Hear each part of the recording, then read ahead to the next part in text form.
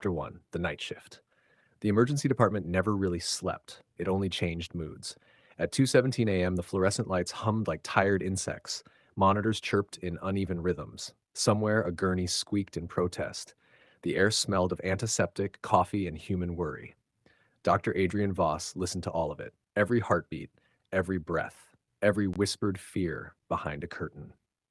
He stood at the nurse's station, calm and composed, reviewing a chart with the quiet focus of someone who had all the time in the world, which, in his case, was not far from the truth.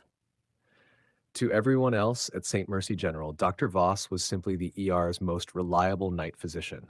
Precise, unflappable, unnervingly perceptive. Patients improved under his care with remarkable consistency. He caught complications others missed. He moved faster than seemed possible when seconds mattered. What no one knew was that Dr. Leiter, Adrian Voss, had not aged in 183 years, and he was very careful to keep it that way. A trauma alert rang through the department. Motor vehicle collision. 5 minutes out, a nurse called. Adrian already knew.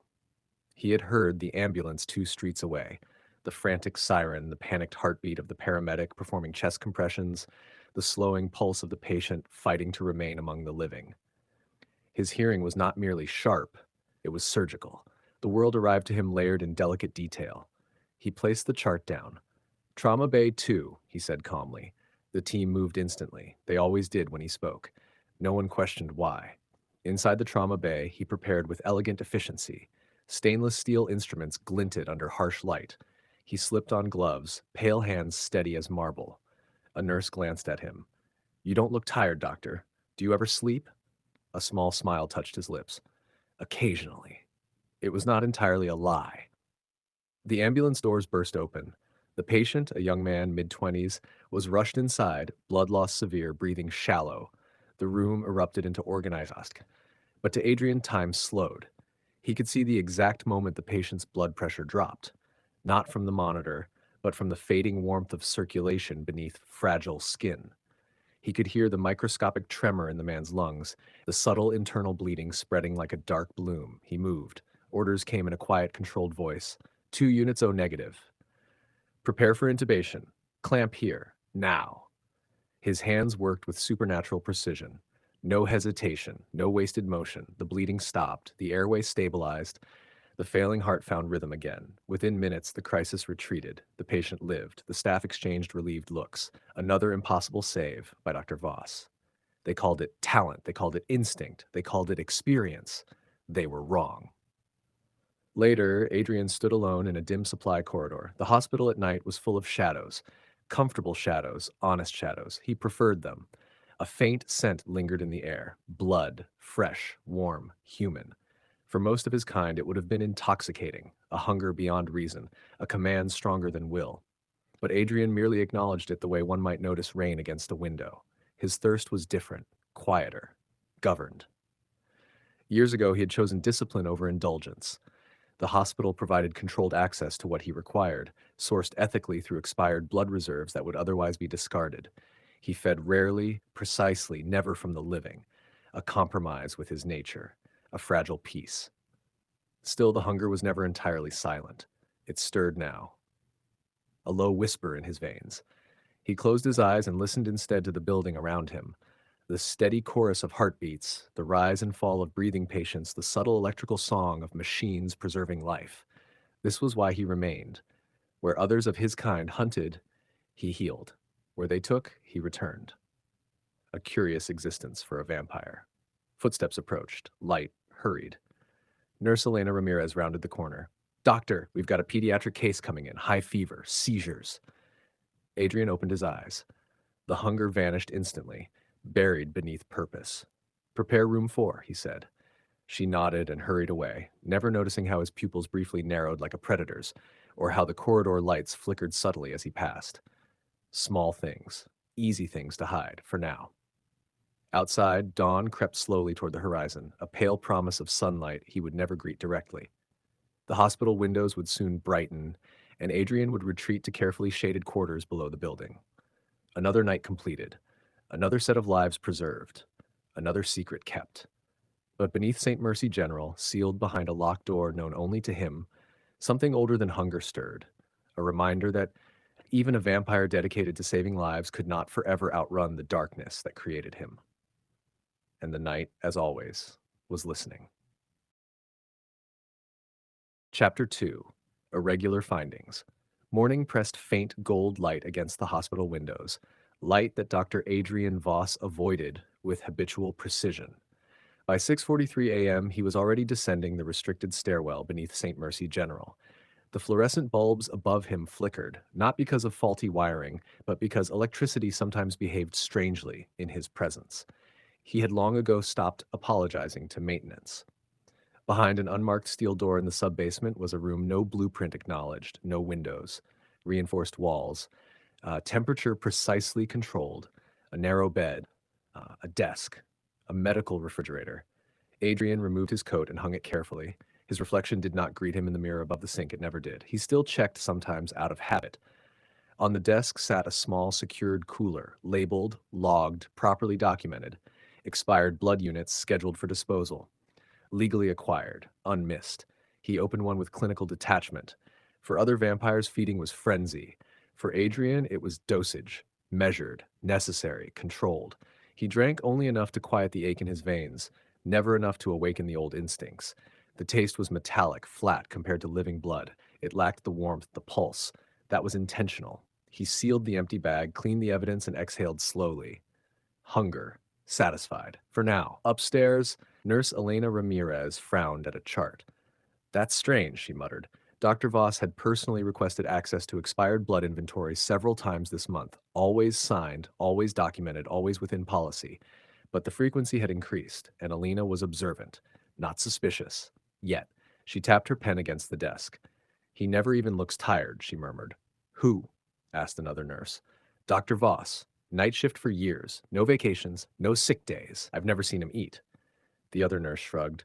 Some people just run on caffeine and vibes. Elena wasn't convinced. That night, the ER felt different. Adrian sensed it immediately. Hospitals had rhythms, predictable waves of chaos and calm. Tonight's rhythm was offbeat. A subtle discord threaded through the building. Then he heard it. Not a heartbeat, not breathing. Silence, a pocket of it.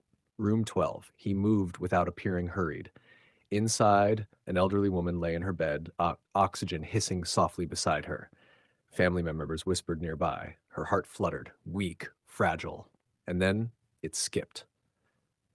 Adrian reached her bedside before the monitor alarm could finish its first shrill tone. He pressed two fingers lightly to her neck. There it was, faint, fading.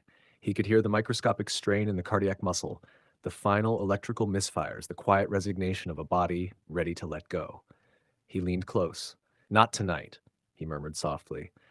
To the staff, it looked like rapid assessment and immediate action, a precise injection, a calculated adjustment, a perfectly timed defibrillation. To the woman's failing heart, it felt like something else, like a command. The rhythm returned. Strong, steady. The room erupted in relieved noise. Elena stared at him. You didn't even hesitate, she said quietly. I rarely do, he replied. But her gaze lingered longer than usual. Later, as the department quieted, Adrian stepped into a darkened hallway. That was when he heard it. A heartbeat that did not belong. Slow, deliberate, controlled, too controlled. It came from the waiting room. He shifted his vision, letting the world sharpen, colors cooling, edges clarifying. Across the room sat a man in a long dark coat, head bowed as if studying his phone. But the man's reflection in the window glass was delayed, just slightly. And his scent beneath cologne carried the unmistakable signature of the undead. Another vampire. Adrian's jaw tightened. They rarely entered hospitals. Too tempting, too risky. The man looked up. Their eyes met. Recognition flashed instantly, predator to predator. The man smiled faintly, not warm, not friendly, knowing. Adrian crossed the room with measured calm.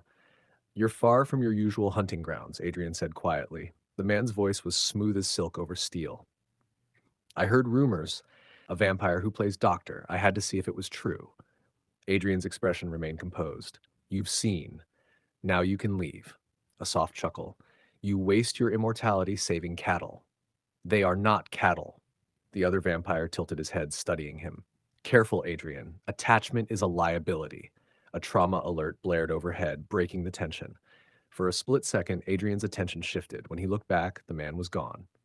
but not before leaving behind a whisper carried only to immortal ears. You can't save all of them. Adrian stood still for a long moment. He had lived decades without interference from his own kind. He had chosen distance for a reason. Hospitals were sanctuaries, fragile ones. If others discovered what he was doing here, the hunger he kept contained might not be so carefully managed by someone else. He turned toward the trauma bay as gurney wheels rattled down the corridor. Another life in danger, another chance to choose who he was.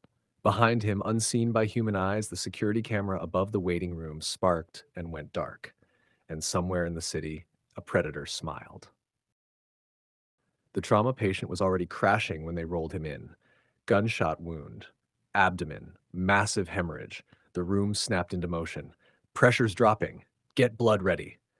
Adrian stepped forward, senses widening like aperture blades. He could hear everything.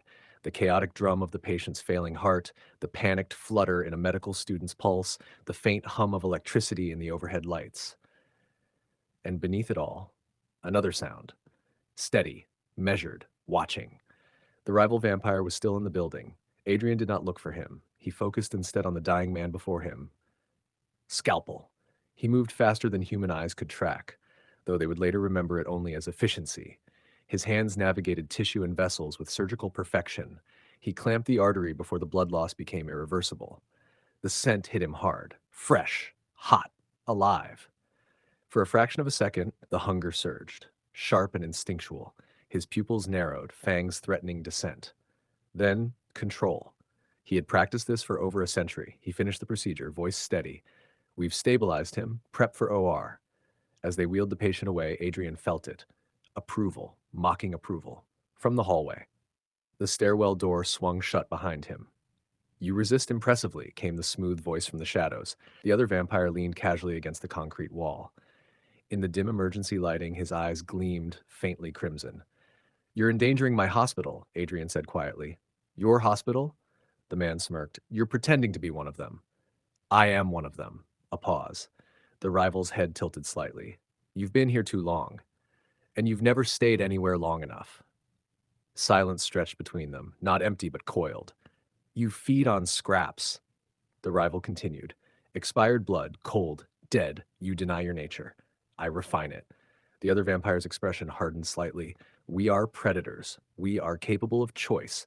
The rival stepped closer. His movements were nearly invisible to human perception, but Adrian tracked every micro shift in air pressure. Choice, the rival echoed softly. Let's test that. Before Adrian could respond, the vampire vanished, not gone, but fast, inhumanly fast, toward the ICU. Adrian was already moving. Doors blurred past. Nurses felt only a rush of air as he passed them. He reached the ICU in seconds. Inside room 7, a young woman lay unconscious, post-surgical, transfusion running. The rival stood beside her bed. He had not touched her. Not yet. You wouldn't, Adrian said, calm but edged with steel. The rival's fingers hovered inches above the woman's throat. You save them because you can, but you can't be everywhere. He leaned closer to her neck, inhaling. The woman's heart rate ticked up slightly. Fear, even unconscious, had a scent. Adrian stepped forward slowly. If you harm anyone here, I will not restrain myself. A faint smile. There it is. The rival's eyes flicked to Adrian's mouth, where fangs now showed openly. You still have them, he said softly. You just pretend you don't. The monitors beeped steadily. Nurses chatted faintly down the hall. Human life, fragile and unaware, surrounded them. This is not a hunting ground, Adrian said. No, the rival replied. It's a buffet. In a blink, he moved, but not toward the patient, toward Adrian. The impact cracked the wall behind him. Plaster fractured. A heart monitor screamed in alarm as it disconnected. They were fast, too fast for human eyes. To anyone entering the room, it would look like flickering shadows and exploding equipment. Adrian shoved the rival back, forcing him away from the bed. Take this outside, the rival hissed. I won't risk them. The rival laughed. Always them. He lunged again, and Adrian caught his wrist mid-strike. The strength behind it was immense, but Adrian had something the other did not, purpose. With a sharp twist, he drove the rival backward through the ICU window. Glass shattered outward into the night. They vanished into the darkness beyond. Outside, behind the hospital, in the shadowed ambulance bay, they landed hard. The rival rose first, amused. You've grown stronger. I've grown disciplined. They circled. City noise hummed in the distance. Sirens, traffic, humanity, unaware of what stalked its periphery. You cannot protect all of them, the rival said again. I don't need to, Adrian replied. Just the ones in my care. The rival's smile faded. You've tied yourself to mortals. When they discover you, when they age, when they die, a flicker, barely perceptible, crossed Adrian's expression. The rival noticed. Ah, he whispered, there is someone. Adrian's eyes darkened. You should leave the city. And if I don't. For the first time, Adrian did not answer with calm restraint. His voice dropped, older than the hospital, older than the city itself. Then I stopped being merciful. Silence. The rival studied him, calculating. Then slowly he stepped back. This isn't over. No, Adrian agreed. It isn't. The rival vanished into the night. Upstairs, Nurse Elena stared at the shattered ICU window. Security was scrambling. Maintenance alarms blared. She replayed the last few minutes in her mind. She had seen Dr. Voss run past her, too fast. And when he returned moments later, coat torn slightly at the sleeve, he wasn't even breathing hard. He met her gaze. For a split second, under the harsh hallway lights, his eyes caught red, not reflection. Glow. Are you hurt? She asked quietly. No. The answer was steady. But something had changed, and Elena Ramirez was no longer merely curious. She was certain. Dr. Adrian Voss was hiding something impossible.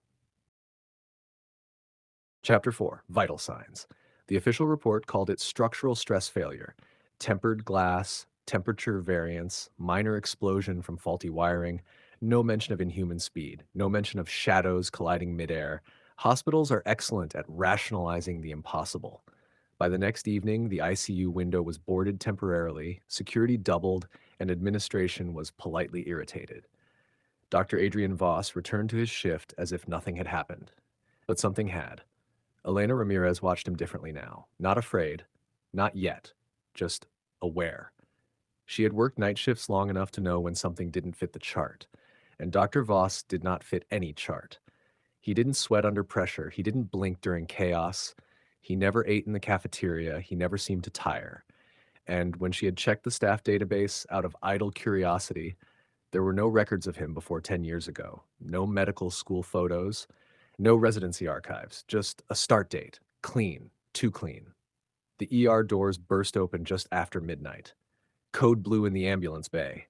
Adrian was already moving. An elderly man had collapsed before reaching the entrance.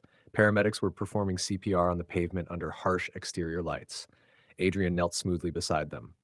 Time down, he asked. 8 minutes. Long, too long for normal recovery odds. He placed his hands over the man's chest. To the team, it was standard resuscitation. To Adrian, it was listening. He tuned out everything else, the shouting, the flashing lights, the smell of gasoline. There, a faint electrical whisper in the myocardium, a spark still trying. He leaned closer, voice low enough that only the dying could hear it. Stay. He pressed. Once. Twice. The defibrillator charged.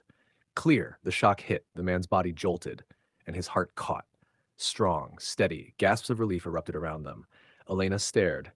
She had seen Dr. Voss revive patients before, but this time she had been close enough to notice something subtle. For a fraction of a second, the man's pulse synchronized with the doctor's touch, as if responding to him rather than the electricity. That wasn't medicine. That was command. Later, in a quiet medication room, Elena closed the door behind her. Who are you? Adrian didn't turn around. He had known she was there before her hand touched the handle. He could hear the slight tremor in her breathing, controlled but present. That's an unusually existential question for 3 a.m., he replied calmly. She stepped closer. Don't do that. Do what? Deflect. He turned then. The fluorescent light above them hummed softly. Up close, his features were almost unnervingly symmetrical, ageless. I saw your eyes, she said. Silence. And I saw what happened in ICU. Equipment doesn't explode outward. He studied her carefully. Her heart rate was elevated, but not from terror, from adrenaline, from the need to know. You should let this go, he said gently. Are you dangerous? The question hung between them. He considered lying. Instead, to whom? He asked. That's not an answer. It is. She held his gaze. If I'm standing here alone with you at 3 in the morning, should I be afraid? Adrian stepped back slightly, deliberately creating distance. No, he said. And for the first time since she'd known him, she believed him without reservation. But belief didn't erase reality. "You're not human," she whispered. A pause. Then, "Not entirely." Her breath caught, but she didn't move. "How?" Wrong question. "Then what's the right one?" His expression shifted, softer, older. "The right question is whether what I am changes what I do." She swallowed. "You save people." "Yes." "You could not." "Yes." Silence again. "And the window?" She pressed. "A visitor who disagreed with my career path." Despite herself, she let out a short breath that might have been a laugh. "You're telling me you fought someone?" "I removed someone." "From the building?" "Yes." "How?" He held her gaze steadily. She exhaled slowly. "Okay," she said, almost to herself. "Okay."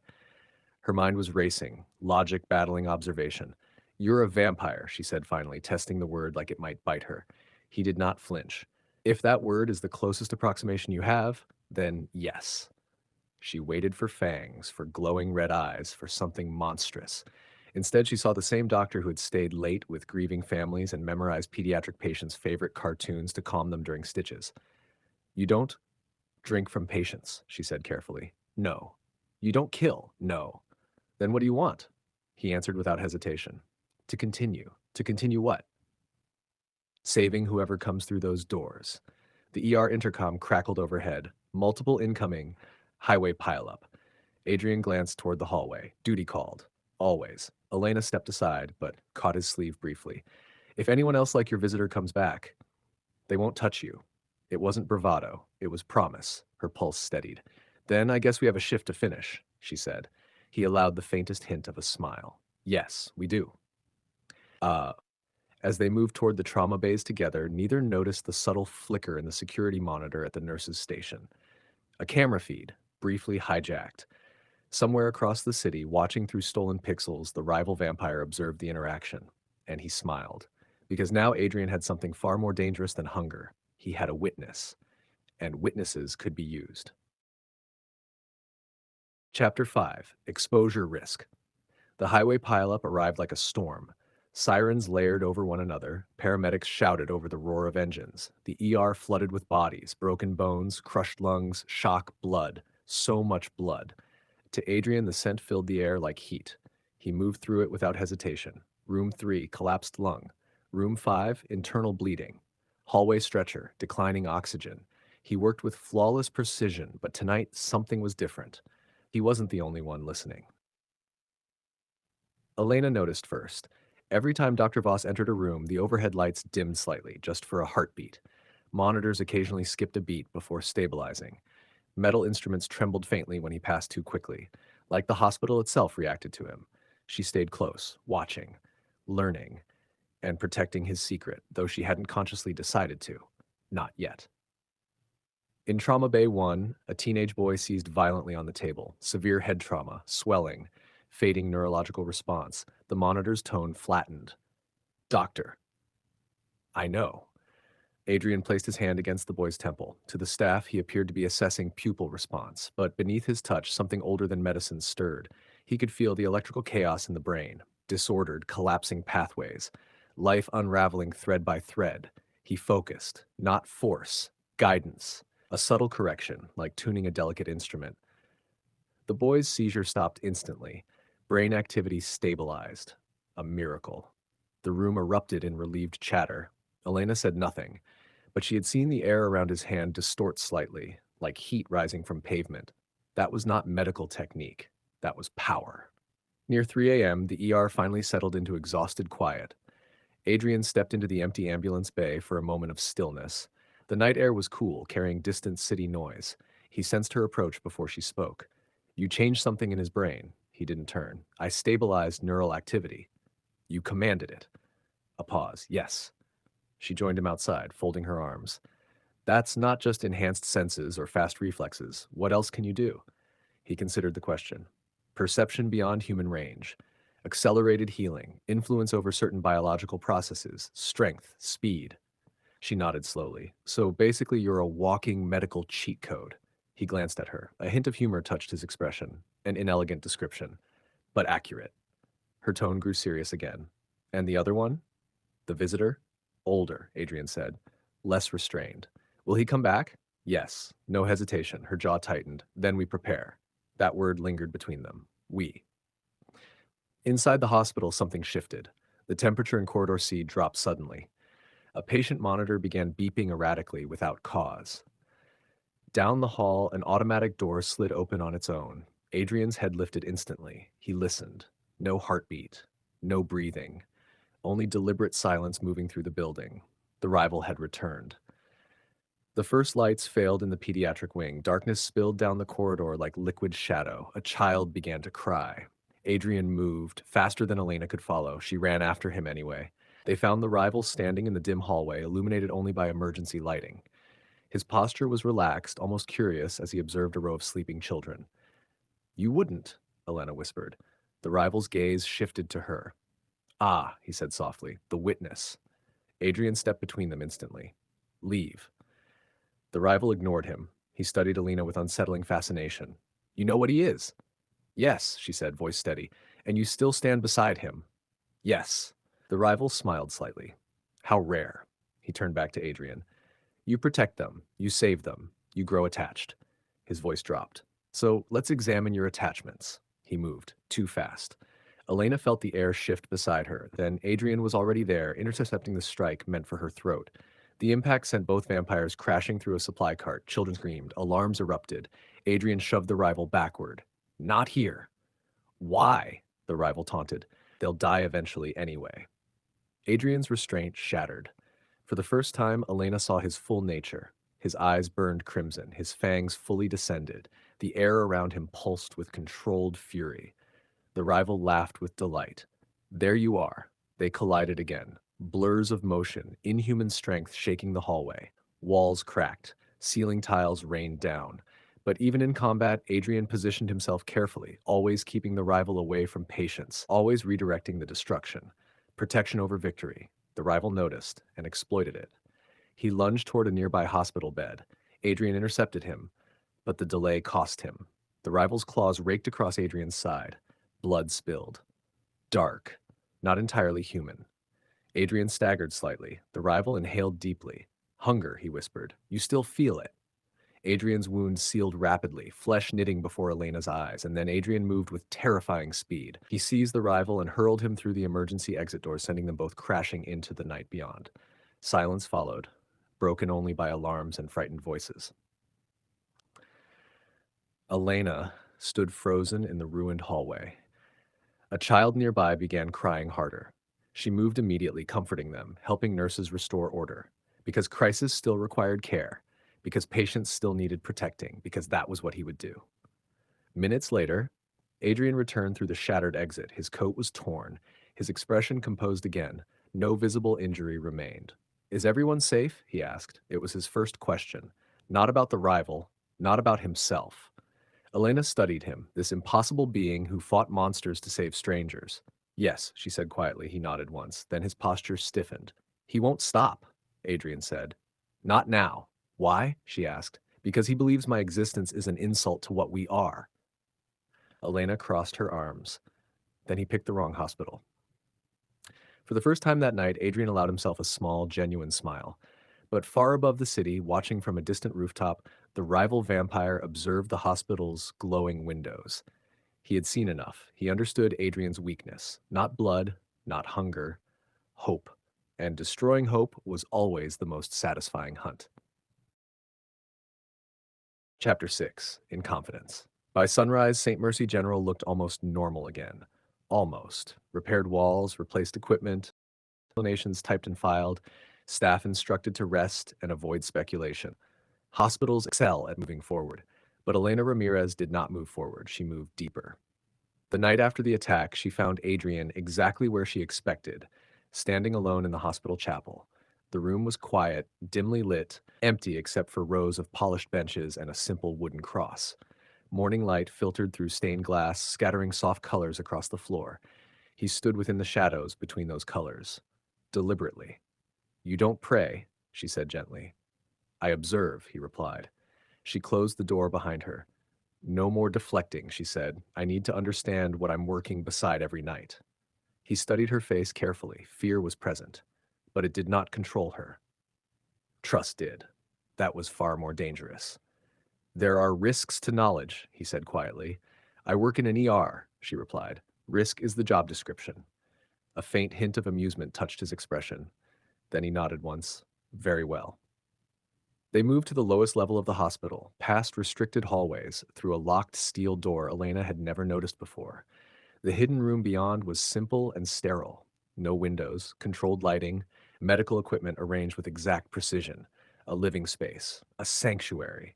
She stepped inside slowly. This is where you stay during the day? Yes. Her eyes moved to the medical refrigerator, labeled blood units, expiration tags. Understanding dawned. You never take from patients, she said. Never. You could. Yes. But you choose not to. Yes. She nodded slowly. That matters. Watch carefully, he said. He removed a surgical instrument from a tray and, without hesitation, pressed the blade across his own palm. The cut was deep, blood surfaced, darker than human, almost black in the sterile light. Elena inhaled sharply. Within seconds, the wound sealed. Skin reformed flawlessly, leaving no scar. She stepped closer. Again. He repeated the motion. Faster healing this time. Her scientific mind raced. Cellular regeneration beyond human limits. No inflammation, no tissue damage. This is real, she whispered. Yes. He extended his hand. Your pulse. She hesitated only a moment before offering her wrist. His fingers rested lightly against her skin.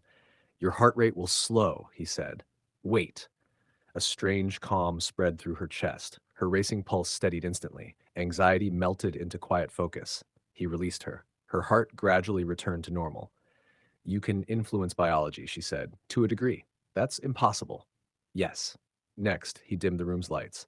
Look at my eyes. They shifted. Pupils widening, irises deepening into liquid crimson. The darkness sharpened his features into something ancient and predatory, yet his voice remained gentle. I see heat signatures, blood flow, microscopic muscle tension. I hear heartbeats across the building. I can smell infection before symptoms present. He closed his eyes briefly. There is a man 3 floors above us with undiagnosed internal bleeding. His pulse is irregular. Elena stared. Minutes later, a hospital alert confirmed it. She sat down slowly. Okay, she said faintly. That's useful. He moved then with deliberate demonstration, crossing the room faster than her eyes could follow, appearing beside her without visible motion. No blur, no warning, just presence. She exhaled sharply. You're cheating physics. Frequently. Silence settled. Finally, she asked the question that had waited all night. How did this happen to you? For the first time, something heavy entered his expression. Long ago, he said quietly, I was dying of disease I could not cure. A physician offered transformation instead of death. A choice, a desperate one. Do you regret it? A long pause. Some nights. She studied him, this ageless being who lived beneath a hospital to save strangers. You could rule cities, she said. I prefer treating pneumonia. A quiet laugh escaped her despite everything. You're unbelievable. I have been called worse. Her expression grew serious again. That other vampire, she said. He thinks you're wrong. Yes. And you're not afraid of him? I am, Adrian said simply. The honesty startled her, but fear clarifies purpose, he continued. It does not change it. Elena walked slowly around the room, absorbing every detail. Then she stopped in front of him. I won't tell anyone. He did not respond immediately. She met his gaze steadily. I promise, she continued. Doctor-patient confidentiality goes both ways, right? A small smile. This is considerably outside standard medical ethics. Still counts. He studied her heartbeat, her breathing, the microsignals of deception. There were none. Why? He asked quietly. She answered without hesitation, because you save people. A simple truth. Sufficient. He extended his hand, not as physician, as equal. She shook it, a formal pact in a hidden room beneath a sleeping hospital. Your secret is safe, she said. And your safety, he replied, is my responsibility. Above them, the hospital prepared for another day of ordinary emergencies. Broken bones, fevers, heart attacks, life continuing. But far across the city, the rival vampire watched reports of unusual recoveries and impossible survival rates at St. Mercy General. He had learned something new. Adrian was no longer alone, and bonds created leverage. Back in the hidden room, Elena paused at the door. One more question. Yes? She smiled slightly. Do you turn into a bat? Adrian regarded her with solemn dignity. No, a beat. Waste of potential, honestly, she said, walking out. For the first time in decades, Adrian Voss laughed. Soft, human, and dangerously hopeful. Chapter 7, Night Rounds. Elena expected the next shift to feel terrifying. It didn't. It felt focused. When you know the monster in the room and he's on your side, things simplify. By midnight, the ER was steady but manageable. A fractured wrist, a severe asthma exacerbation, a diabetic emergency. Adrian moved through it all with his usual quiet precision. But now Elena noticed everything. The way he paused mid-conversation, listening to heart rhythms through three walls, the way he turned before alarm sounded, the way his eyes subtly sharpened when a patient lied about symptoms. "You're scanning constantly, aren't you?" she murmured as they stepped into a supply alcove. "Yes." "For him?"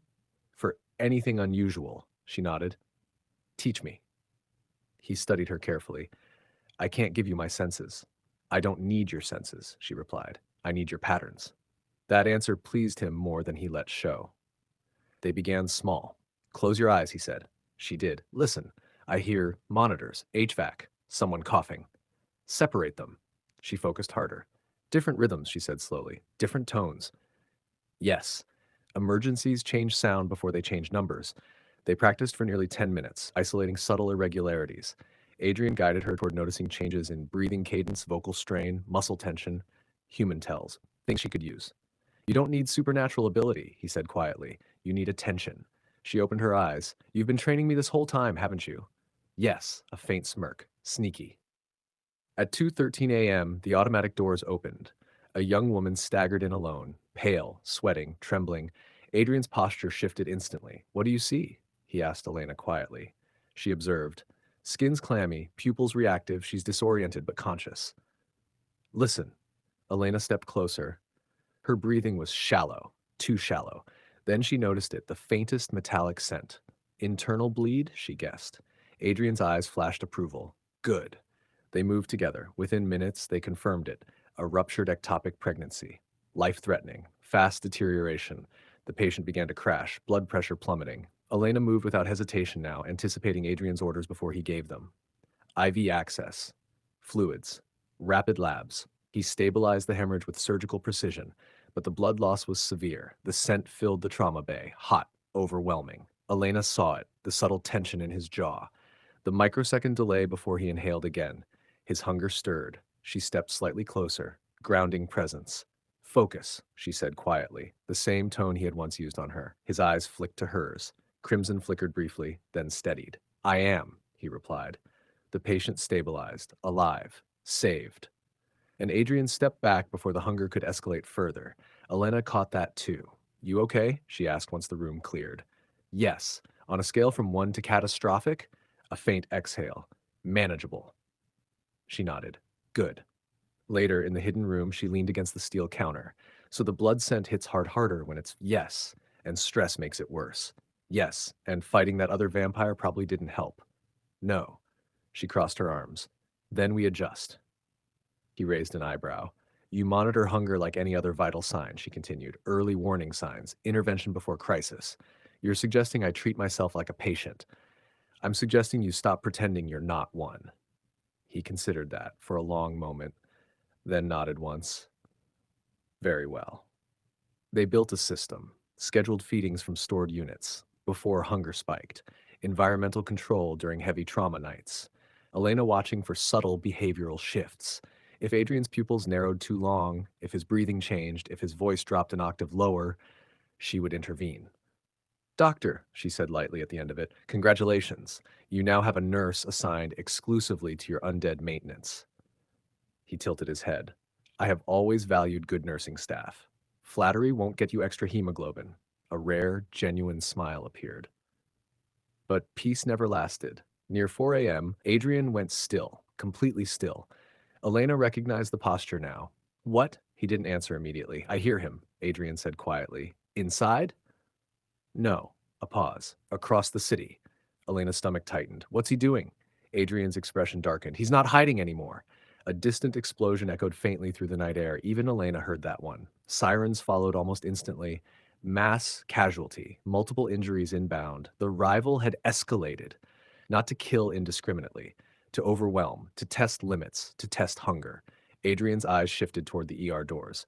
"This is deliberate," he said. Elena met his gaze steadily. "Then we meet deliberate with prepared." He studied her heartbeat. Steady, strong, no fear overriding her. You understand, he said softly, he's trying to push me past control. Then we don't let him.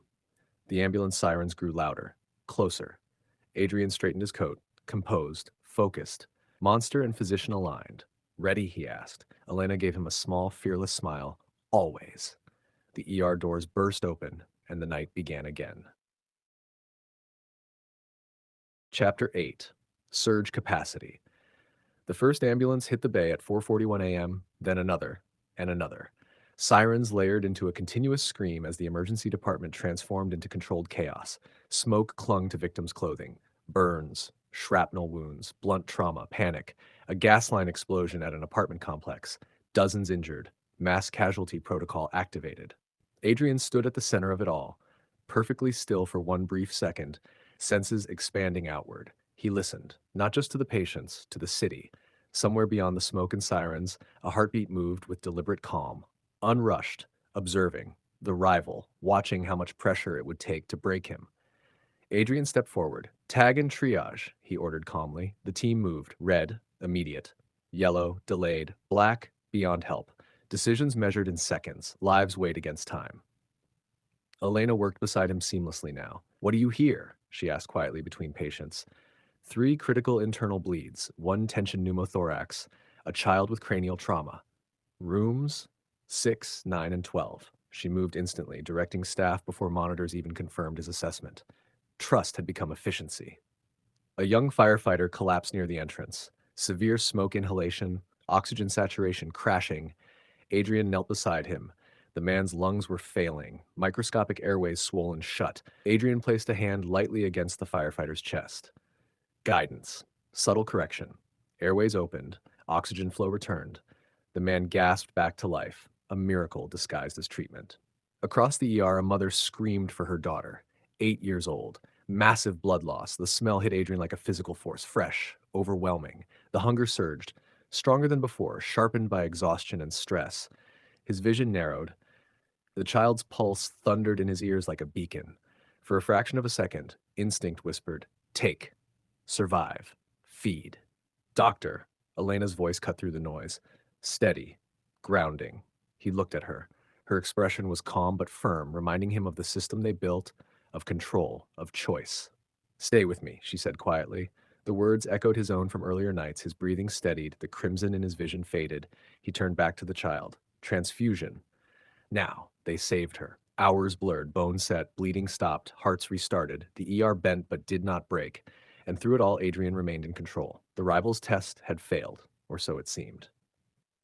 Near dawn, as the last critical patient stabilized, the automatic doors slid open silently. A man walked in, no injuries, no urgency, just a quiet presence. Elena noticed immediately. No detectable stress response, no elevated pulse. Wrong. Adrian turned slowly. The rival vampire stood in the waiting area, hands in his coat pockets, casually observing the exhausted department. Applause echoed softly from his hands. Remarkable, he said. Staff nearby barely registered his voice, but to Adrian and Alina it rang clearly. Adrian approached. You orchestrated this. I created opportunity, the rival corrected. You endangered hundreds. And you saved them, a pleased smile. You performed beautifully under pressure. Elena stepped beside Adrian. The rival's gaze flicked to her. The nurse survives. She isn't prey, Adrian said quietly. Everything is prey, the rival replied. A stretcher suddenly rolled past, an elderly woman coding. Without breaking eye contact, Adrian reached out, pressed 2 fingers briefly to her wrist. Her heart restarted instantly. The rival watched with fascination. You command life itself, he murmured. I preserve it. You deny what you are. I define what I am. The rival's smile faded. You think this is sustainable? The rival continued. Centuries among fragile creatures, watching them age, die, forget you. A flicker of ancient weariness crossed Adrian's expression. Elena noticed. The rival noticed more. That pain never ends, he said softly. You cannot cure mortality. No, Adrian said, but I can delay it. The rival stepped closer. I offer you freedom from this burden. Leave with me. Hunt as we were meant to. Stop pretending. Adrian's answer came instantly. No. The single word carried absolute certainty. The rival sighed. Then your lesson continues. Before Adrian could react, the rival vanished. Not fleeing, relocating. Adrian's senses flared outward instantly. A scream echoed from upstairs. Maternity ward. He moved, faster than ever before. Elena followed. They reached the ward to find the rival standing beside a newborn's incubator. The infant slept peacefully. The rival's hand hovered inches above the child. You protect strangers, he said softly, but what about the next generation? The room froze. Adrian's voice dropped into something ancient and terrible. Step away. The rival smiled. Make me. The confrontation exploded into motion. Adrian crossed the room in a blur, striking with controlled fury. The rival countered, their movements too fast for human perception, but Adrian's focus was singular: protect the child. He forced the rival away from the incubator, driving him through the ward doors into an empty corridor. The rival laughed even as he was thrown back. You feel it now, he said. Fear. Attachment. I feel responsibility. And that, the rival whispered, is your greatest weakness. He vanished once more, this time gone completely. Silence returned slowly to the maternity ward. The newborn slept peacefully, unaffected, protected. Adrian stood motionless, staring at the empty corridor. Elena approached carefully. He's escalating, she said. Yes. He wants you to lose control. Yes. She placed a steady hand on his arm. Then we don't fight alone anymore. He looked at her. What are you suggesting? She met his gaze. If he's hunting hope, she said quietly, we become harder to break. A partnership, not physician and nurse. Allies. Adrian nodded slowly. Then we prepare. Chapter 9. The Oath. The hospital did not sleep after that night. Security doubled. Administration whispered. Staff blamed stress, faulty wiring, coincidence. But Adrian knew better. The rival had crossed a line. Threatening the newborn had not been strategy. It had been a message. 3 nights later, the city quieted. No explosions, no mass casualty, no visible escalation. That was worse. Predators grew most dangerous when patient. In the hidden room beneath the hospital, Adrian stood over a stainless steel table lined with medical texts and old leather-bound volumes far older than the hospital itself. Elena leaned against the wall, watching him work. You've been researching non-stop, she said. Yes. You look intense. I am. He closed an ancient book carefully. For centuries, he said, I believed restraint alone was enough. Avoid conflict, avoid my kind, stay invisible. And now invisibility is no longer protective. She stepped closer. So what's the plan? He looked at her, eyes thoughtful, not violent. We cannot kill him. Why not? She asked bluntly. Because he is not reckless. If destroyed, others will investigate, and they will not share my ethics. She grimaced. So we don't eliminate the threat, we neutralize it. Yes. He tapped the medical table lightly. I've studied his behavior, his movements, his feeding patterns. You've been tracking him. I've been listening. He closed his eyes briefly. I can follow him through heartbeats, through subtle disturbances in the city, but he cannot mask one thing. What? Ego. The plan formed over hours, not brute force, not ambush, leverage. The rival believed Adrian weak because of attachment, so Adrian would use attachment not as weakness but as trap. The following evening, Adrian walked alone onto the hospital rooftop. No security, no concealment, a deliberate signal. Elena waited below, monitoring hospital systems. And Adrian's condition, they had prepared, carefully. The rival appeared exactly as predicted, windless, soundless, arrogant. You finally step away from your wards, he said smoothly. I invited you, Adrian replied. The rival's eyes gleamed. Bold. You misunderstand me, Adrian continued calmly. I have no intention of fighting you tonight. Oh? I intend to offer you something better. The rival laughed softly. Enlighten me. Adrian stepped closer. You believe I deny what we are. Yes. You believe attachment makes me fragile. Yes. Then test that assumption. A pause. What are you proposing? The rival asked. Adrian's voice remained steady. You feed because you are driven by hunger and dominance. I feed because I must survive. We are not the same. You pretend not to be. No, Adrian said quietly. I evolved. The rival's expression darkened slightly. You are bored, Adrian continued. Centuries of repetition. Hunt. Feed. Move on. Silence. A subtle hit. Adrian pressed further. You test me because I am different. Because you are curious. The rival did not deny it. What if, Adrian said slowly, I offer you something more sustaining than fear? The rival's eyes narrowed. You think morality is strength. I think purpose is. The wind shifted. The rival studied him carefully. This is not persuasion, he said. It's stalling. Yes, Adrian admitted calmly. The rival smiled. I wondered. He lunged. But Adrian did not counterattack. Instead, he stepped into the strike, grabbing the rival's wrist and locking their forearms together. Skin to skin, direct contact. The rival felt it instantly, something different, not physical strength, resonance. Adrian's voice dropped into something ancient. Listen. The rival tried to pull back, but Adrian held him fast, not with brute force, with something deeper. For the first time, the rival heard it, through Adrian's senses.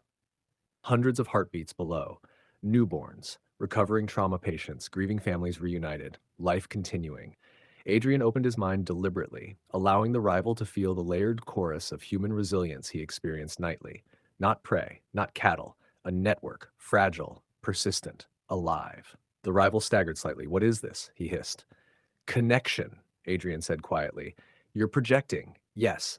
You can't sustain that. I don't need to. The rival tried to push through it, but the sensory flood disoriented him. Not pain. Overload. Empathy forced into a mind unaccustomed to it. You shield yourself from this, Adrian continued, because if you felt it fully, hunting would become complicated. The rival's breathing changed. For the first time since arriving in the city, uncertainty flickered in his expression. You're weaponizing attachment, he said. I'm sharing perspective. The rival tore free finally, retreating several steps. Silence stretched across the rooftop. You think this changes me? He asked coldly. No, Adrian said honestly. I think it destabilizes certainty. The rival's eyes darkened. You are dangerous in ways I misjudged. That was the intention. A long pause. You cannot force evolution, the rival said quietly. No, Adrian agreed, but I can remove your narrative. Silence. The rival glanced toward the hospital below. You believe this place strengthens you. It does. Then I will not destroy it. Adrian stilled. You won't? The rival met his gaze. I will leave the city. A measured decision. You are no longer prey to provoke, the rival said. You are something else, and that unsettles you. Yes. Another long pause. If others come, the rival warned, they will not be curious. They will not test. They will erase. Then I will be ready. The rival studied him one final time. Perhaps, he said softly, in another century I will return. Perhaps, Adrian replied. The rival vanished into the night. Gone. Not defeated, not killed, but changed. Adrian stood alone on the rooftop as dawn approached. Elena joined him minutes later. It's quiet, she said. Yes. He's gone? For now. She studied him carefully. You didn't destroy him. No, but you stopped him. Yes. How? He looked toward the glowing hospital windows. I reminded him what we were before we became predators. She nodded slowly. And that worked? For tonight. The first hint of sunrise touched the horizon. Adrian stepped back toward shadow. Monsters can be restrained by force, he said quietly, but they can be redirected by meaning. Elena smiled faintly. You're the strangest ER doctor in history. Undoubtedly.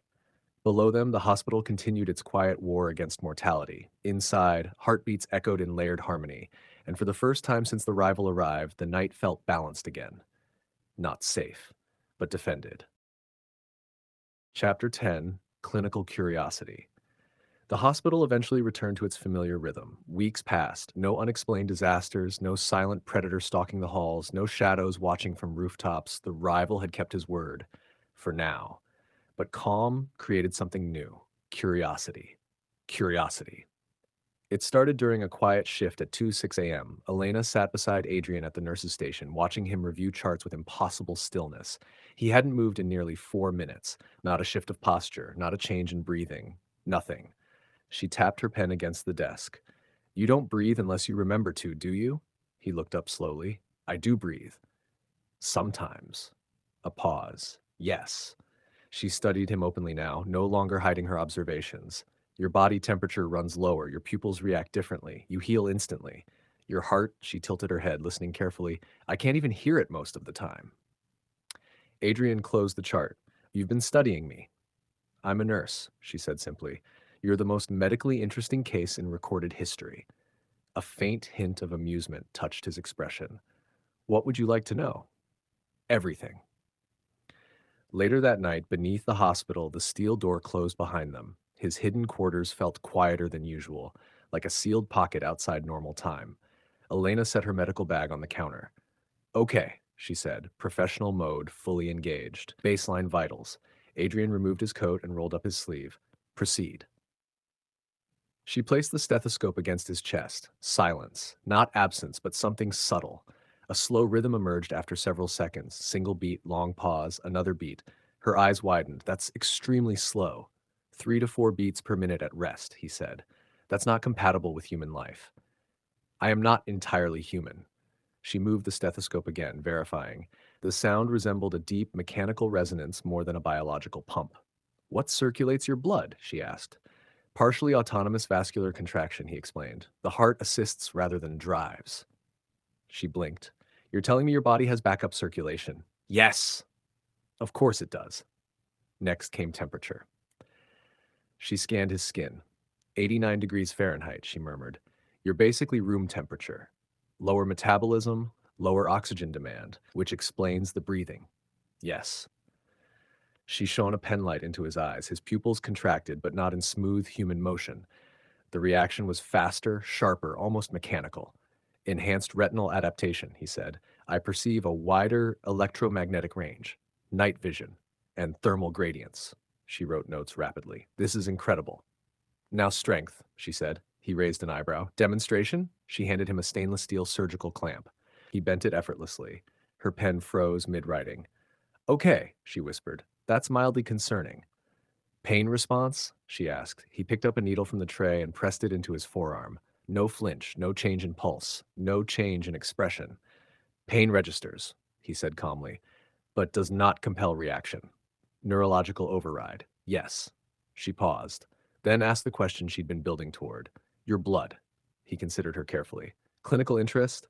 Strictly. He extended his arm. She drew a small sample. The blood was darker, almost black in the sterile light, thicker than human blood, moving with unusual viscosity. Under a portable microscope, she examined it. Her breath caught. The cells regenerate continuously, she whispered. They don't degrade. Yes. No aging at the cellular level. Yes. She leaned back slowly. You're biologically persistent. An accurate description. Silence settled. Then she spoke softly. Your heartbeat is quiet, your temperature low, your body barely alive by human standards. He regarded her calmly. And yet you save more lives than anyone I've ever met. A simple truth. He did not respond. May I try something? She asked. He nodded. She gently took his wrist and pressed his hand against her own chest. Feel that. Her heart raced. Warm, fast, unmistakably human. Life loud and urgent. He closed his eyes briefly. Yes, he said softly. Human vitality is vivid. She then placed her hand against his chest. Cool skin, slow resonance, controlled stillness. Two fundamentally different forms of life sharing a quiet room. Same anatomy, she said. Different design. She studied him carefully. You don't mimic humanity, she said. You preserve it around you. He met her gaze. That is the goal. A long silence followed. Not uncomfortable, just thoughtful. Then Elena leaned against the counter, arms folded. One more question. Yes? Can you stop your heart completely? A brief pause. Then the sound beneath her stethoscope vanished. Total stillness. No beat, no motion, no circulation detectable. He stood there calmly, fully conscious. She stared. That's medically horrifying. He allowed the rhythm to return. I reserve it for extreme situations. She shook her head slowly, half laughing in disbelief. You're a walking violation of every physiology textbook. I apologize to academia. She closed her notebook. Thank you, she said quietly, for trusting me. Trust, a word he did not grant easily. You chose to stand beside me, he replied. Understanding was inevitable. As she prepared to leave, she paused at the door. You know, she said, thoughtful, for someone whose body barely resembles a living organism. He looked up. You care more about life than anyone I've ever known. A rare stillness passed through his expression, perhaps gratitude, perhaps something older. Above them, the hospital continued its endless vigil. Machines breathed for the weak, hearts struggled and recovered. Life persisted. And beneath it all, in a quiet, hidden room, a nurse and a vampire had mapped the boundaries between humanity and something beyond it, not with fear, but with understanding. Chapter 11. Variations. Curiosity once opened did not close easily. After mapping Adrian's physiology, Elena found herself noticing subtler differences, not just in his body, but in his mind. It began during a quiet overnight lull. A family sat in the waiting area having just lost someone in surgery. Their grief was raw, loud, unfiltered. Adrian stood at a distance, watching, listening, not intruding. Elena approached him quietly. You feel that, don't you? Yes. Does it hurt? He considered the question carefully. Not as it once did. That's not what I asked. A pause. Yes, he admitted. Later, in his quarters, she asked the next layer of questions. Your emotions, she said, leaning against the counter, are they muted, enhanced, different? Neither, he replied. They are stable. Stable? Human emotion fluctuates rapidly. Mine does not, so you don't get overwhelmed. I can. It simply requires more. She tilted her head. Like tonight, he met her gaze. Yes, she folded her arms. You flood another vampire with the sensory experience of human life, but you don't let yourself fully drown in it. A faint hint of a smile. Accurate. That's discipline. It's survival. She stepped closer. Can I try something? You've already run a full physiological exam, he said. I'm concerned what remains.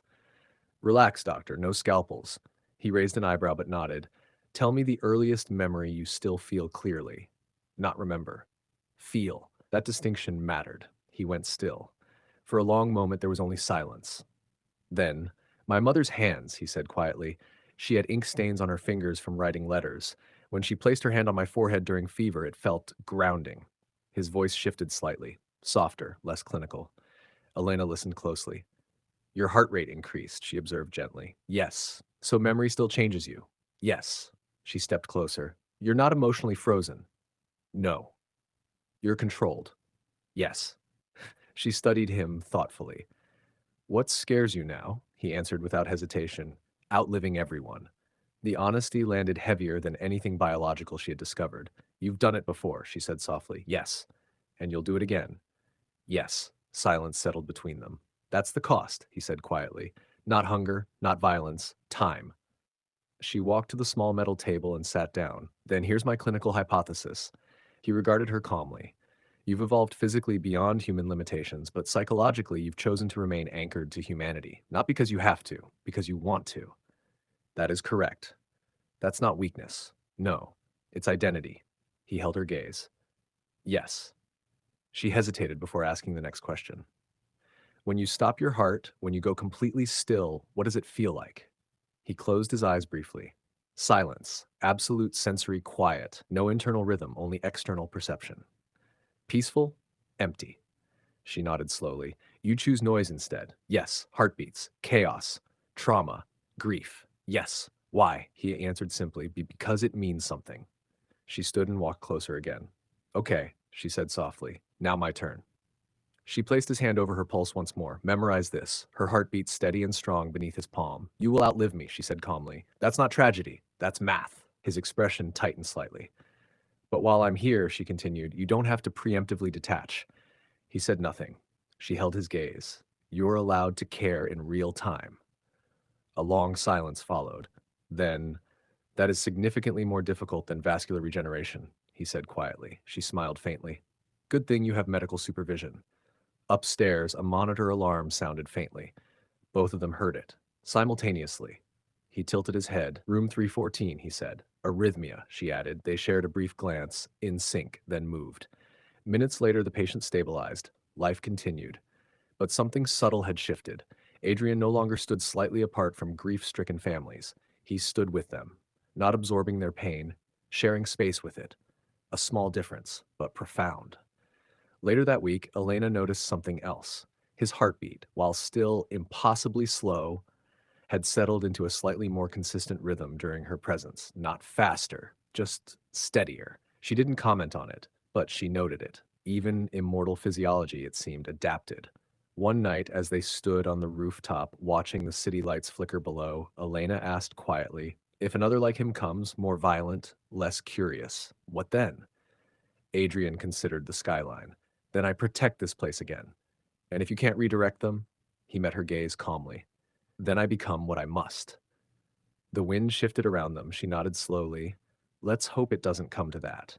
Yes, he agreed. But somewhere beyond the city limits, far from hospital lights and steady heartbeats, something else had felt the ripple of that rooftop confrontation. Not a vampire, not human, older. And unlike the rival, it was not curious, it was territorial, and it had just noticed a predator who had chosen restraint, which made him unusual. Chapter 12. The hunter piece never announces its expiration date. It simply stops showing up. 3 months passed without incident. No supernatural disturbances, no territorial ripples, no rival presence in the city's bloodstream. Adrian almost allowed himself to believe the rooftop confrontation had settled something permanent. He should have known better. It began with something small, a patient in the ER with unusual injuries, puncture wounds. Precise, not from fangs, from tools, metal restraints, silver scoring, controlled incisions designed not to kill but to test. Elena noticed first. These weren't random, she said quietly as they examined the wounds. No, Adrian agreed. The patient, a pale man with subtle tells Adrian recognized immediately, was not entirely human. Lesser turned, young, inexperienced, terrified. He said someone was hunting him, Alina continued. Yes, and he escaped. Barely. Adrian's senses sharpened. He listened beyond the hospital walls, for the rival, for something else, a human heartbeat. Calm, focused, patient. Across the city, in a dim apartment overlooking a busy street, a man reviewed photographs pinned across a corkboard. Hospital records, unexplained recoveries, security footage anomalies, blood bank discrepancies. At the center, Dr. Adrian Voss. The hunter adjusted his glasses and leaned back in his chair. Found you, he murmured. His name was Daniel Mercer. Former military medic, now something else. He didn't believe in folklore. He believed in patterns. And Dr. Adrian Voss was statistically impossible. No aging in 10 years, no prior records, surgical precision beyond human capability, repeated proximity to unexplained hospital malfunctions. Mercer had tracked 3 suspected vampires in the last 2 years. 2 eliminated, 1 escaped. He had followed that one here, to this city, to this hospital. Back in the hidden quarters, Adrian stood completely still. Elena, her posture tightened immediately. What? There is a human searching for me. Her heart rate ticked upward. How do you know? He carries silver. She blinked. You can smell that? Yes. Of course you can. He moved toward the door. This is different from my kind. A hunter, she said quietly. Yes. Can he hurt you? Yes. That answer landed heavier than any before it. The following night, Mercer entered the hospital as a visitor. Calm, observant, he carried no visible weapons. He didn't need to. Not yet. He sat in the waiting room, watching, timing shifts, studying personnel, listening to conversations. He didn't look at Adrian directly. That would alert him. Instead, he watched reflections in polished surfaces, glass, metal windows, looking for absence. Adrian felt him instantly. Human heartbeat, strong, disciplined, no fear, only intent. He's here, Adrian murmured. Elena resisted the urge to look. Do we confront him? No. Why? Hunters escalate when cornered. So what's the move? Adrian's eyes darkened slightly. We observe. For 2 nights, Mercer returned, collecting data. On the 3rd night, he deliberately cut his palm in the restroom, let blood fall onto the tile. Then he waited. Adrian felt it immediately. Fresh blood. Isolated. Unnatural placement. Trap. He did not move. Elena watched him carefully. You're not reacting. It's bait. She exhaled slowly. He's testing your restraint.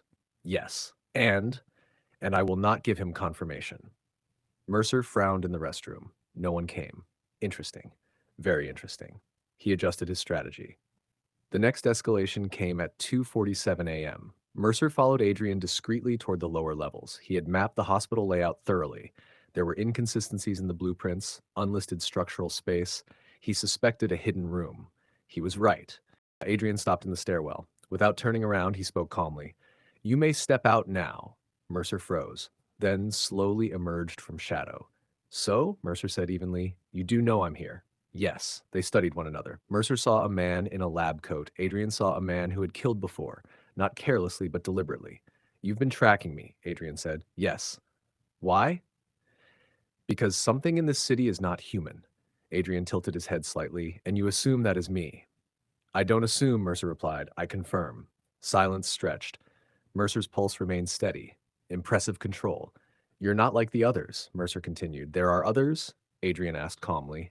Dead ones. Elena's breath caught from the hallway above. Adrian didn't look toward her. He kept his focus on Mercer. You hunt my kind. I eliminate predators. And if the predator doesn't hunt, Mercer's jaw tightened. They always hunt. Incorrect. Mercer's hand drifted slightly toward his jacket. Silver. Adrian remained motionless. If I intended you harm, Adrian said quietly, you would not have followed me this far. Mercer's eyes narrowed. Then what are you? The question hung heavy. Adrian answered without drama. I am a physician. Mercer almost smiled. That's not what I meant. It is the only answer that matters. Upstairs, Elena stood frozen, listening. Every instinct told her to intervene. But Adrian had said to observe. So she did. You expect me to walk away? Mercer asked. I expect you to reassess, Adrian replied.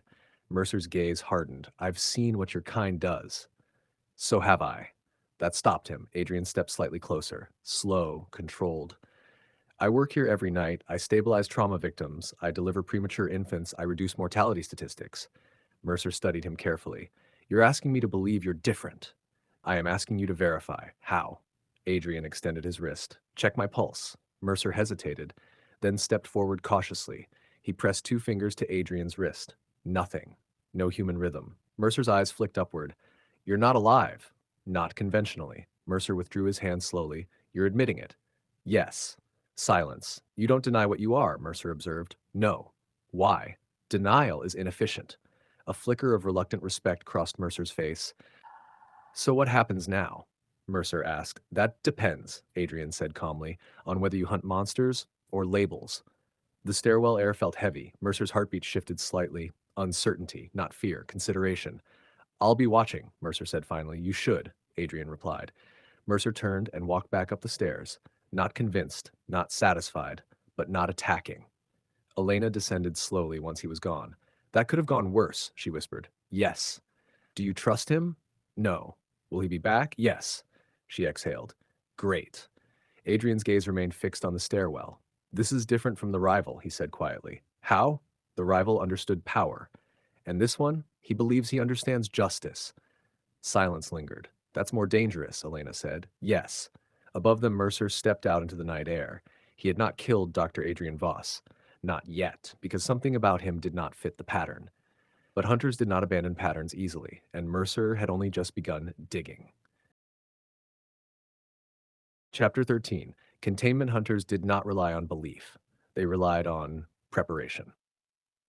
Daniel Mercer did not attack immediately. He observed, measured, calculated. For 3 weeks, he studied Dr. Adrian Voss with surgical patients.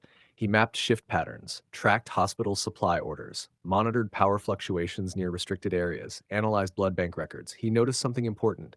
Adrian never left the hospital grounds for long, which meant the hospital was both sanctuary and vulnerability. Mercer began testing the environment. Small disruptions, localized power interference, magnetic disturbances near lower levels, chemical traces in ventilation shafts. Each test produced data. Each reaction refined his understanding. By the end of the 3rd week, he had a working hypothesis. The creature relied on proximity to stored blood, preferred controlled environments, maintained a hidden refuge below ground, so Mercer prepared containment, not a weapon, a system. It began on a quiet Thursday night. ER volume was low, minimal staff, predictable routines, perfect conditions. Mercer entered the hospital carrying a maintenance case. Inside, silver-lined restraints, UV emitters, anticoagulant aerosols, and something more important, a synthetic blood compound engineered to mimic fresh human plasma, irresistible to most vampires, even disciplined ones. Downstairs, Adrian froze mid-step. Elena, she looked up from the chart station. What? The air composition has changed.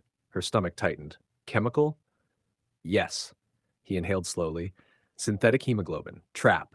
Before they could act, the hospital lights flickered, then died. Emergency systems activated, but too late. The lower levels sealed automatically. Fire protocol, lockdown. But Mercer had triggered it deliberately. Red emergency lighting flooded the corridors. Alarms blared. Elena grabbed Adrian's arm. This is coordinated. Yes. His senses expanded outward. The synthetic blood scent was everywhere, pumped through ventilation and controls, not overwhelming, persistent, relentless, designed to erode discipline gradually. Mercer understood psychology. Adrian's breathing slowed, his pupils narrowed. The hunger stirred, not violently, but steadily, like a rising tide. Elena, he said quietly, you must go upstairs. I'm not leaving you. This environment is designed to weaken restraint. Then we move together. He hesitated, then nodded. They descended toward the hidden quarters. Halfway down the corridor, steel barriers slammed shut behind them, automatic containment doors. Mercer's voice echoed through the speakers. Please remain calm, Doctor. Elena's pulse spiked. He's watching us. Yes. Mercer stepped into view at the far end of the hallway. No panic, no anger, only professional focus. This is not execution, he said calmly. It is verification. Adrian remained still. You've taken extraordinary measures, Adrian replied. You are an extraordinary anomaly. Mercer activated a device. A faint ultraviolet field shimmered across the corridor. Adrian flinched. First visible reaction. Elena saw it. You're hurting him. Testing him, Mercer corrected. The synthetic blood concentration increased. Adrian's hands tightened slightly. His control remained, but strain showed. Mercer watched carefully, recording physiological responses. Your restraint is impressive, Mercer said, but biological drives always assert. Adrian met his gaze. Not always. Mercer pressed another control. Silver-laced microfilaments deployed from the walls, thin, nearly invisible threads tightening around Adrian's limbs with precise speed. Adrian reacted instantly. Too late, the restraints burned on contact, his movements slowed, contained. Stop, Elena shouted. Mercer's expression remained steady. Step away, nurse. She didn't move. Mercer sighed. I am not your enemy, but proximity compromises judgment. He released a low-dose sedative gas. Elena staggered, but Adrian moved despite the restraints, positioning himself between her and the source. Even captured, he protected. Mercer noted that carefully. Within minutes, the containment field stabilized. Adrian stood immobilized, restrained but conscious, breathing slow, eyes steady, still composed. Mercer approached cautiously. This is where most lose control, he said quietly. He placed a sealed container of synthetic blood near Adrian. The scent intensified. Alina watched in terror. Adrian's jaw tightened, his pupils narrowed. Seconds passed. A minute. 2. He did not move. Mercer studied the data feed. Heart rate stable. No predatory response, no loss of control. He lowered the container slowly. Incredible, Mercer whispered. You built this to prove what? Adrian asked calmly. That monsters exist. And your conclusion? Mercer hesitated. You are inconsistent with prior subjects. Elena glared at him. He saves people every night. Mercer didn't look at her. He looked only at Adrian. Why resist when feeding ensures survival? Adrian answered simply. Because survival without purpose is decay. Silence. Mercer studied him for a long time. Then he deactivated the UV field. The restraints released. Adrian staggered slightly, but remained standing, free. Mercer stepped back. I required certainty, he said quietly. And now? Adrian asked. Mercer met his gaze. You are not what I expected. Elena exhaled sharply. You nearly killed him for a science experiment. Mercer ignored the accusation. To protect humanity, he said calmly, we must understand threats accurately. Adrian's voice was steady. And what do you classify me as? A long pause. Mercer holstered his devices. An exception. The lockdown lifted, lights returned, the hospital resumed its fragile normal rhythm, but nothing was the same. Later, in the hidden quarters, Alina checked Adrian carefully. Minor burns from silver contact, already healing. She folded her arms, furious. He captured you, yes. You let him. Yes. She blinked. What? He required evidence, Adrian said calmly. Resistance would confirm his assumptions. She stared. You turned your own capture into a diagnostic test. Yes, she shook her head slowly. You two are terrifyingly similar. A faint hint of humor crossed his expression. An uncomfortable observation. Above them, Mercer left the hospital. He had captured a vampire and released him, because for the first time in his career, he had encountered a predator who chose restraint even when fully compromised. But Mercer did not relax. Exceptions required monitoring, and if Adrian Voss ever changed, Mercer would return, prepared to finish containment permanently.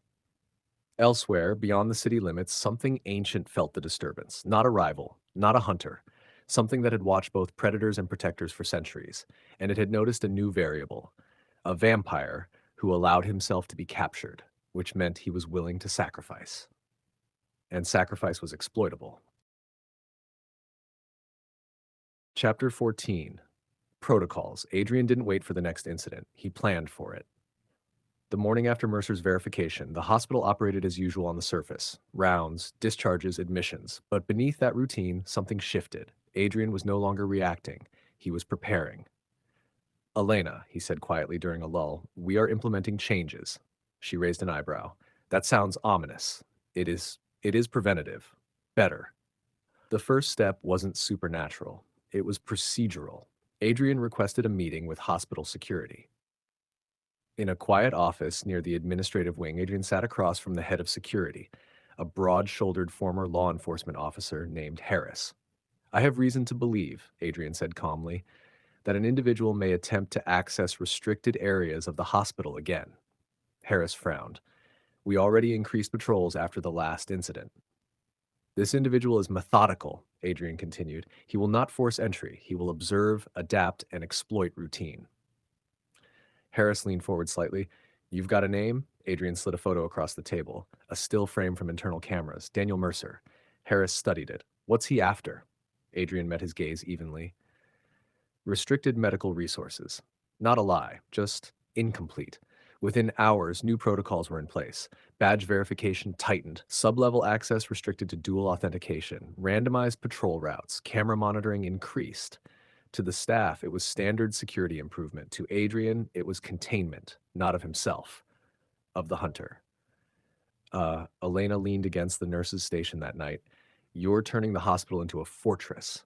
A controlled environment, Adrian corrected. Same difference with better branding. A faint hint of a smile. For several nights, nothing happened. No Mercer. No disturbances, just the steady rhythm of medicine. Until, at 1:32 a.m., security flagged an anomaly. Unauthorized badge attempt. Sub-level access point. Harris's voice came over the internal channel. Got him. Mercer had returned. He moved carefully through a maintenance corridor, but something felt off immediately. Too clean, too quiet, too anticipated. He reached the access door and security lights snapped on. Multiple guards stepped into position. Weapons drawn, not lethal, but decisive. Mercer froze, professional, calculating. He raised his hand slowly. Wrong hallway, he said calmly. Harris stepped forward. Not tonight. From a distance, Adrian listened. Heartbeats, movement, containment, no escalation, exactly as planned. Elena stood beside him. That's him? Yes. You're not going down there? No. She blinked. That's it. That is the point of preparation. In the corridor, Mercer remained composed. You don't understand, he said evenly. I'm investigating something dangerous. Harris didn't flinch. And you're trespassing in a hospital. Mercer's eyes flicked subtly, analyzing exits, numbers, response timing. Then he relaxed. Slightly. You've been warned, Harris continued. You're done here. Mercer studied him, then nodded once. For now. Security escorted him out. No struggle, no violence, but the message was clear. Outside, Mercer paused before leaving the property. He looked back at the hospital, not angry, not defeated, thinking. They had adapted faster than expected. That meant one thing. Adrian had anticipated him. Back inside, Adrian finally exhaled, a subtle shift Elena was now trained to notice. He'll come back, she said. Yes, but not like that. No, she crossed her arms.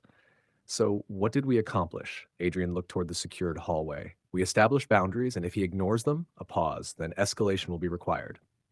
She studied him carefully. From him or from you? Adrian met her gaze. Yes. Later, in the hidden room, Elena leaned against the counter. You didn't fight him, she said. No. You didn't even confront him. No. You just outmaneuvered him. Yes. She shook her head slightly. You're terrifying in a completely different way. I prefer controlled outcomes. Yeah, she said, smirking faintly. Less property damage. Above them, the hospital returned to quiet. Patients slept. Machines hummed. Life continued. But the balance had shifted again. The hunter had tested the system, and the system had responded. Across the city, Mercer sat in his car, reviewing everything. Security upgrades, response timing, behavioral shifts. Adrian had not acted like prey. He had acted like infrastructure. That changed the equation. Mercer leaned back, staring at the hospital skyline. All right, he murmured. New approach. Far beyond both of them, the ancient presence stirred again. Hunter, vampire, protector. Three variables now interacting. And systems like that rarely remain stable. Chapter 15, Leverage. Daniel Mercer didn't return to the hospital. Not immediately. That would have been predictable.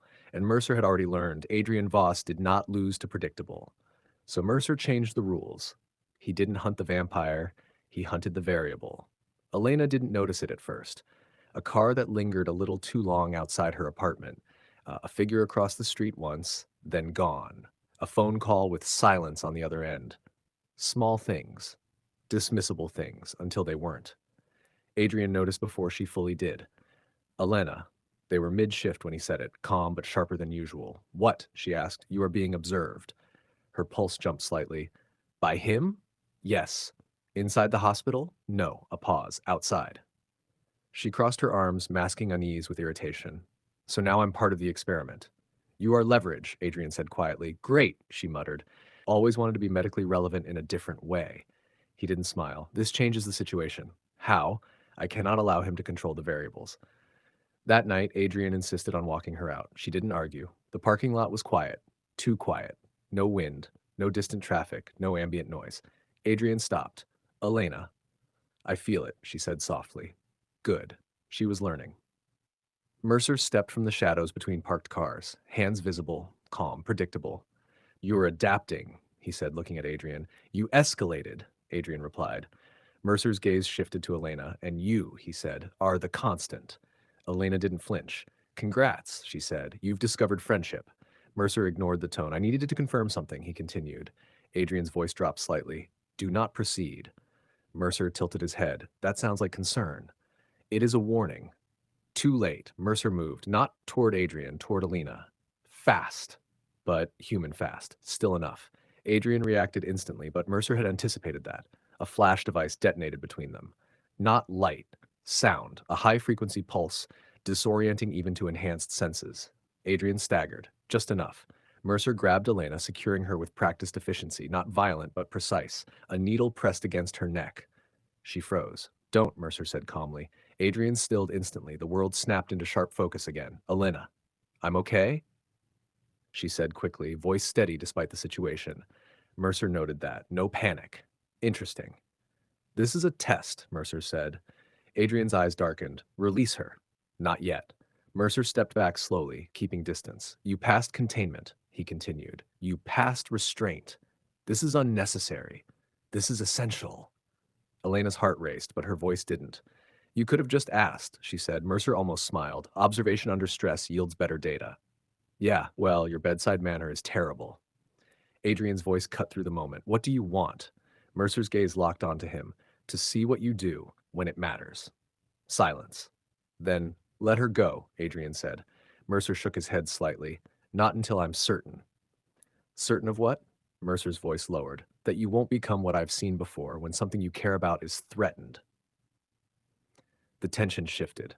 This wasn't about power. This was about breaking point. Elena spoke first. "Hey," both men looked at her. "If this is about him losing control," she said, "you picked the wrong scenario." Mercer raised an eyebrow. "Explain."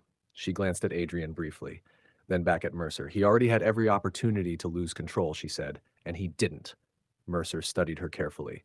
"Proximity bias." "Reality," she corrected. Adrian stepped forward slowly, measured, controlled. "Elena is not leverage," he said. "Everyone is leverage." Mercer replied. "No," Adrian said quietly. "She is my responsibility." That word landed differently. Not possession, not weakness, responsibility. Mercer watched closely, heart rate steady, no predatory shift, no aggression spike, no loss of control, just focus. "Interesting," Mercer murmured. He loosened his grip slightly, still cautious, still in control, but reconsidering. "Let her go," Adrian repeated. Mercer hesitated. Then he released her. Elena stepped forward immediately, not away, toward Adrian. That detail did not go unnoticed. The three of them stood in silence for a moment. Then Mercer exhaled slowly. "You're consistent," he said. Adrian said nothing. "You don't fracture under pressure." "No," Mercer nodded once. "Good." Elena crossed her arms. "Are we done with the kidnapping portion of your personality?" A flicker of dry amusement crossed Mercer's face. "For now." He stepped back into the shadows, but before disappearing, he said one last thing. "If you ever do lose control," his eyes locked onto Adrian, "I won't hesitate." Then he was gone. Silence returned to the parking lot. Elena let out a slow breath. "Well," she said, "that was rude." Adrian turned to her instantly. "Are you injured?" "No." "Sedated?" "No." "Heart rate?" "Doctor," she interrupted gently, "I'm fine." A pause. Then, "Thank you." He studied her carefully. "You were not afraid," she shrugged slightly. "I was," she said. "I just didn't let it run the show." A small nod. "Effective." They stood there a moment longer. Then she glanced toward where Mercer had vanished. "He's not our enemy," she said quietly. Adrian didn't answer immediately. "No," he said finally, "but he is not our ally." Somewhere in the city, Mercer watched from a distance. He had tested the vampire, twice now, and both times, the outcome had been the same: control, consistency, restraint. It complicated things. But it didn't end them, because Mercer wasn't testing for what Adrian was. He was testing for what Adrian could become. And tests evolve. Chapter 16, Limits. There's a difference between patience and tolerance. Adrian Voss had mastered the first, the second had just expired. For several nights after the parking incident, Mercer stayed away again. No surveillance, no contact, no tests. But Adrian knew better. This wasn't retreat, it was recalibration. Elena, he said one night, voice quieter than usual, if he approaches you again, I call security. I stay visible. I don't engage, she recited. Yes. She studied him. You're different. How? You're not just monitoring it anymore. A pause. I am preparing to intervene. It happened 3 nights later, not in a parking lot, not outside, inside. At 3:11 a.m., a code alarm triggered in an unused wing. False, deliberate. Adrian knew instantly. He's here. Elena felt it too, that subtle wrongness in the air. Same plan? She asked. No. That answer stopped her. Stay with staff, he said. This ends tonight. Mercer stood in the empty corridor, examining a security panel he had partially bypassed. He didn't turn when Adrian approached. You've escalated again, Adrian said calmly. Mercer exhaled. You adapted faster than expected. I needed new variables. There are no new variables. There always are. Mercer turned slowly. This time there was no pretense, no testing tone, just intent. You're stable, Mercer said, but stability can fail. And you intend to cause that failure. I intend to confirm it. Adrian stepped closer. No more tests. Mercer's hand shifted slightly toward his jacket. Silver, prepared. Everything is a test, Mercer said. No, Adrian replied quietly. This ends. Mercer moved first. Fast, weapon drawn, silver-edged restraint tool snapping forward. Adrian intercepted it instantly. No hesitation, no restraint. The difference was immediate. This wasn't controlled redirection. This was force. Adrian struck Mercer's wrist with precise speed. The weapon clattered to the floor. Before Mercer could recover, Adrian closed the distance completely, gripping him, locking his movement with overwhelming strength. Mercer reacted fast, trained, efficient, but human, not fast enough. He reached for a secondary device. Adrian stopped him, not violently, decisively. Every movement calculated, no wasted motion.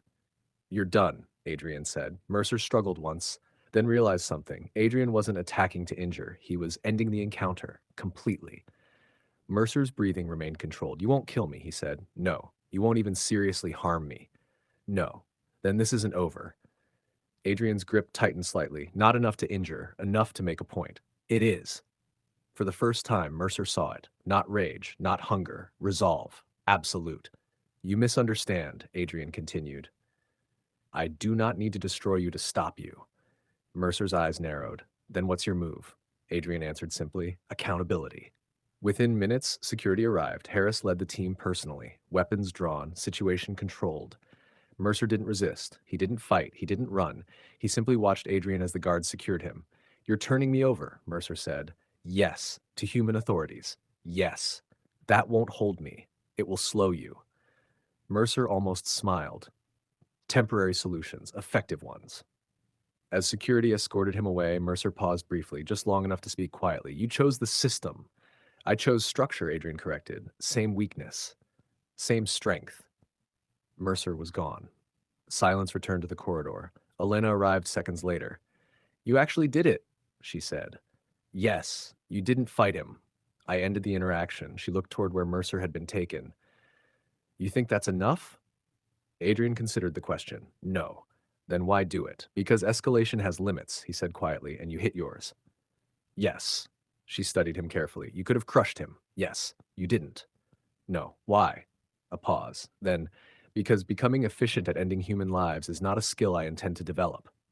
Elena exhaled slowly. Good answer. Later, as dawn approached, Adrian stood alone on the rooftop. The city stretched quietly below. Stable, for now. Mercer sat in the back of a transport vehicle, restrained but calm, not angry, not defeated, thinking. Adrian had chosen restraint again, even when pushed, even when justified. That made him dangerous, but not in the way Mercer had expected. Somewhere deeper in the city, something older listened. Not to heartbeats, not to movement, but to patterns. Hunter neutralized, vampire restrained, balance maintained. For now. Back on the rooftop, Elena joined Adrian. It's over, she said. For him, Adrian replied, and for you, he looked out over the city. No, a beat. It never is. But for the first time since Mercer arrived, there were no immediate threats, no tests, no pressure, just quiet, earned, temporary, and very, very fragile. Final chapter, Night Shift. The city didn't change. It never does. Sirens still cut through the night. People still arrived at the hospital broken, bleeding, afraid. Machines still beeped. Lives still balanced on edges measured in seconds. But something beneath it all had settled. Not perfectly. Not permanently. But enough. Past, then months. No hunter returned. No resurfaced. No ancient presence revealed itself. Quiet. The kind of quiet you don't trust at first. Then slowly learn to work within. Dr. Adrian Voss stood in Trauma Bay 2, guiding a team through a complicated case. Clamp, suction, hold pressure. His voice was calm, steady, unshakable. A patient stabilized under his hands, another life pulled back from the edge. Across the room, Elena watched. Not in awe anymore, not in fear, just understanding. She had seen what he was, and more importantly, what he chose to be. Later, in the break room, she tossed him a sealed blood unit. Don't skip your meals, she said. He caught it easily. I have a very persistent supervisor. You're welcome. A faint smile. Do you ever think about it? She asked after a moment. About what? What happens next? He considered. Next shift, he said. She rolled her eyes slightly. You know what I mean. A pause. Then, yes. And? He leaned back slightly, eyes distant for just a second. Uncertainty is constant. Outcomes are not. That's very philosophical for a guy who doesn't breathe half the time. I make exceptions. She studied him. You're still worried. Yes. About what? He met her gaze. That something will come I cannot redirect. She nodded slowly. Yeah. A beat. Then we deal with it. Silence. Comfortable this time. That night, the ER doors burst open again. Another emergency. Another life on the line. Adrian moved instantly. Elena right beside him. In sync. Hours later, the chaos settled. The patient lived. Another small victory in an endless war. Near dawn, they stood once more on the rooftop, the sky just beginning to lighten, city lights fading. You ever think about leaving? Elena asked. No. Not even for a little while? No. She smiled faintly. Figured.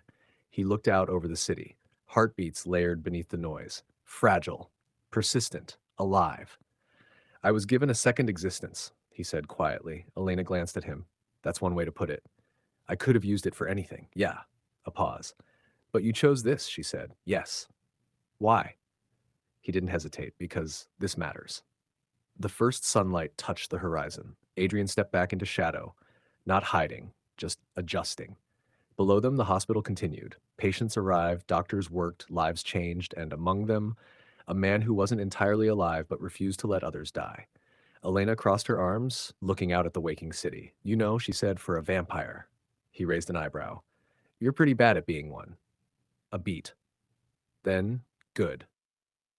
They stood there a moment longer, not thinking about hunters, not thinking about rivals, not thinking about what might come, just the present, just the work. Because in the end, monsters didn't define themselves by what they were, they defined themselves by what they did.